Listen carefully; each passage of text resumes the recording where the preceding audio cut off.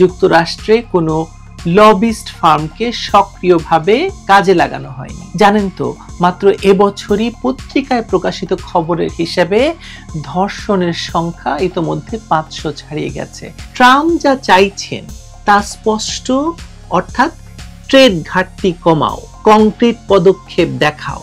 বাংলাদেশকে রিপ্রেজেন্ট করছে এমন একজন যার কোনো ট্রেড নেগোসিয়েশনের অভিজ্ঞতা নেই। ট্রাম্প প্রশাসনের মতো টাফ কাস্টমারদের সঙ্গে দর কষাকষির সামর্থ্য নেই। সারা বিশ্ব এই শুল্ক নিয়ে জেরবার হয়ে উঠছে, অথচ বাংলাদেশের জুলাই সন্ত্রাসের সরকার জাপান সফর করছে, যুক্তরাজ্য সফর করছে।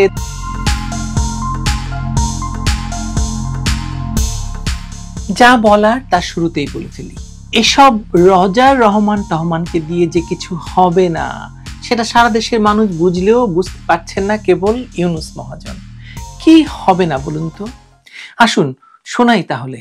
ঘোষণা আসার কথা ছিল 9 জুলাই, অর্থাৎ আজকে, কিন্তু 8 তারিখেই প্রেসিডেন্ট ট্রাম্প বাংলাদেশের তথাকথিত সরকারের প্রধান ডক্টর ইউনূসকে চিঠি দিয়ে জানিয়ে দিলেন যে নো হ্যাঙ্কি প্যাঙ্কি, 35% শুল্ক দিতেই হবে। অর্থাৎ 8ই জুলাই হয়ে উঠল বাংলাদেশের অর্থনীতির জন্য একটি কালো দিন, একটি মোড় পরিবর্তনের দিন, যেদিন নিশ্চিত হলো যে অযোগ্যদের দিয়ে রাষ্ট্র চালানোর পরিণাম কি ভয়াবহ হতে পারে। যে শুল্ক নিয়ে গত 3 মাস ধরে সর্বত্রই আলোচনা হচ্ছে, মানে সারা বিশ্বেও আলোচনা হচ্ছে, সারা বিশ্ব এই শুল্ক নিয়ে জেরবার হয়ে উঠছে, অথচ বাংলাদেশের জুলাই সন্ত্রাসের সরকার জাপান সফর করছে, যুক্তরাজ্য সফর করছে, তারেক রহমানের সঙ্গে বৈঠক করছে, সেখানে টাকা পয়সার লেনদেন হচ্ছে। সেসব নিয়ে আমি আজকে কথা বলতে চাই না, কিন্তু বাংলাদেশে যে ভয়ঙ্কর বিপদ নেমে আসতে যাচ্ছে এই মার্কিন শুল্ককে কেন্দ্র করে, সে বিষয়ে কোনো নজরই এই সরকার দেয়নি, যার চূড়ান্ত ফলাফল এখন চোখের সামনে। যুক্তরাষ্ট্রের বাজারে বাংলাদেশি পোশাকের উপর 35% শুল্ক আরোপিত হবে, আর যার জন্য প্রতি বছর আর্থিক ক্ষতি দাঁড়াবে 2.3 থেকে 3.5 বিলিয়ন ডলার। চাকরি হারাতে পারেন প্রায় 9 লাখ শ্রমিক, যাদের অধিকাংশই দরিদ্র নারী এবং গ্রামীণ পটভূমি থেকে আসা। এমনিতেই 2.5 লাখ নারী শ্রমিক কর্মহীন, তারা গ্রামে ফিরে যাওয়ায় তারা কেবল এখন ধর্ষণের শিকার হচ্ছেন। জানেন তো, মাত্র এবছরই পত্রিকায় প্রকাশিত খবরের হিসেবে ধর্ষণের সংখ্যা ইতোমধ্যে 500 ছাড়িয়ে গেছে, বছরের 6 মাস মাত্র গেছে। যা হোক, শুল্ক নিয়ে যখন গোটা বিশ্বেই দেশে দেশে অস্থিরতা বাড়ছিল, তখন বাংলাদেশ তার উড়ে এসে জুড়ে বসা শুধু নয়, একদম শুয়ে পড়া জাতীয় নিরাপত্তা উপদেষ্টা ডক্টর খলিলুর রহমানকে পাঠালো যুক্তরাষ্ট্রে, যিনি তার পরিচয় গোপন করে রজার রহমান নামে মাঝে মাঝে আত্মপ্রকাশ করে থাকেন। প্রশ্ন হলো, এই লোকটিকে কিসে তার যোগ্যতা, মানে কি তার যোগ্যতা? ট্রেড, আন্তর্জাতিক দেন দরবার, নেগোসিয়েশন, কূটনীতি, নাকি কেবল তিনি ঘরের লোক যাকে ক্ষমতা দখল করে সুবিধাজনক সময়ে সর্বোচ্চ স্তরে বসিয়ে দেওয়া হয়েছে মাত্র? এই রজার রহমানকে কোনো প্রকার পাত্তা না দিয়ে ট্রাম্প প্রশাসন নির্দ্বিধায় বাংলাদেশকে জানিয়ে দিয়েছে কোনো বাড়তি খাতিরের ধার তারা ধারবে না, শুল্ক আরোপ হবেই। কত কথা শোনানো হয়েছিল বলুন তো? বলা হয়েছিল যুক্তরাষ্ট্রকে কাবু করা আন্তর্জাতিক এই খেলোয়াড় ডক্টর ইউনূসের জন্য নাকি কোনো ব্যাপারই না, তিনি না হলেও রজার রহমান তো পারবেনই। ওয়াশিংটনে তারই উপস্থিতিতে যুক্তরাষ্ট্র থেকে এক চিঠিতে সরাসরি বলা হয়েছে যে বাংলাদেশ তো এ পর্যন্ত কোনো সুনির্দিষ্ট পদক্ষেপ নেয়নি, বিশেষ করে এই শুল্ক নিয়ে। তার মানে এই যে রজার রহমানের ওয়াশিংটনে উপস্থিতি, তাতে কোনো কাজই হয়নি, বরং এই চিঠির ভাষা প্রমাণ করে যে বাংলাদেশকে রিপ্রেজেন্ট করছে এমন একজন যার কোনো ট্রেড নেগোসিয়েশনের অভিজ্ঞতা নেই। ট্রাম্প প্রশাসনের মতো টাফ কাস্টমারদের সঙ্গে দর কষাকষির সামর্থ্য নেই, অথচ শোনা যাচ্ছে যে রাষ্ট্রের কোটি কোটি ডলার খরচ করে লবিস্ট ফার্মও নাকি নিয়োগ করেছেন এই রজার রহমান, নাকি টাকাটা তিনি নিজেই অন্য কোনো নামে মেরে দিয়েছেন। তার তো আসলে অভ্যাস আছে নিজের নাম বদলানোর। আমেরিকায় তো এরকম যে কোনো নামে যে কোনো ব্যক্তি যে কোনো সময় একটি লবিস্ট ফার্ম খুলে বসতে পারেন। উনি হয়তো এরকম বেনামে একটি লবিস্ট ফার্ম খুলে নিজেই টাকাটা মেরে দিয়েছেন। কে খোঁজ নেবে বলুন? জবাবদিহিতা কার কাছে আছে? কে দিবে? একজন ফেসবুক ব্যবহারকারী খুব ভালো লিখেছেন, তিনি বলেছেন যে একজন সাধারণ নাগরিক হিসাবে আমি হাজার মাইল দূর থেকেই দেখতে পাচ্ছিলাম যে এই শুল্ক ঝড় আসছে, অথচ তাদের ক্ষমতা, পদ এবং অর্থ থাকা সত্ত্বেও তারা কোনো ব্যবস্থা নেয়নি। মানে সরকারের কথা বলছে। বেশ একটা রসিকতা হয়ে গেল না জাতির সঙ্গে? হ্যাঁ ভাই, আপনি ঠিকই বলেছেন, এটি একটি রসিকতাই বটে, এবং এই রসিকতা জাতির সঙ্গে চলছে বিগত জুলাই সন্ত্রাসের মাধ্যমে ক্ষমতা দখলের পর থেকেই। আমি তো দেখতে পাচ্ছি রাষ্ট্রের সকল স্তরে এই রসিকতা চালানো হচ্ছে মানুষের সঙ্গে। আপনি দেখতে পাচ্ছেন না? বাকি সকল ইস্যুর মতোই ডক্টর ইউনূসের সরকার এই শুল্ক ইস্যুতেও পুরোপুরি ব্যর্থ হয়েছে। তারা কিন্তু বিগত এপ্রিলেই জানতে পেরেছিল ট্রাম্প প্রশাসন বাংলাদেশের উপর শুল্ক আরোপ করতে যাচ্ছে, কিন্তু তারা কি করেছে? তার আগে আসুন দেখি যে বাকি দেশগুলো তো এই শুল্কের শিকার হয়েছে, মানে মার্কিন শুল্কের শিকার হয়েছে। তারা কি করেছে? এমন যে ভিয়েতনাম, যাকে আমরা কথায় কথায় তাচ্ছিল্য করি, বাংলাদেশের মতোই মনে করি, সেই দেশটিও কিন্তু সেই 3 মাস আগেই সিদ্ধান্ত নেয় যে তারা যুক্তরাষ্ট্র থেকে আমদানি শুল্ক শূন্য করবে। আর ভারতের বাণিজ্য মন্ত্রী সরাসরি হোয়াইট হাউসে গিয়ে বলেন, আমরা আলোচনা চাই, আমরা ঘাটতি কমাবো। এমনকি মেক্সিকো পর্যন্ত নতুন চুক্তি করে রপ্তানি সংরক্ষণের পথ খুঁজে নিচ্ছে।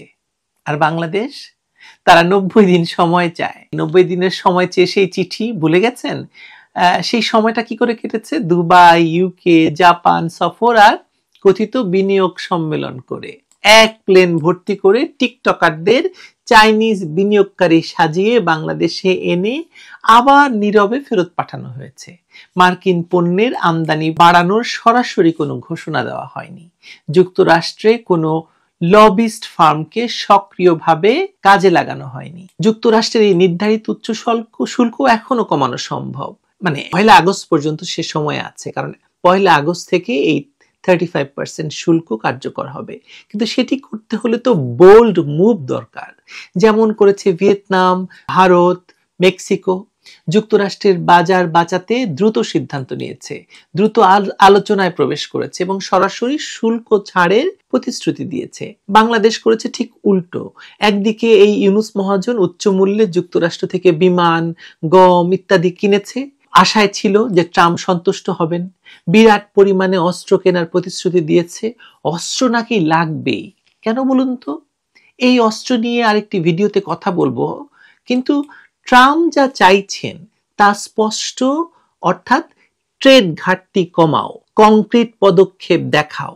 সেই পদক্ষেপ বাংলাদেশ দেখাতে পারেনি। আর তার অন্যতম বড় কারণ কি? ব্যর্থ কূটনৈতিক নেতৃত্ব।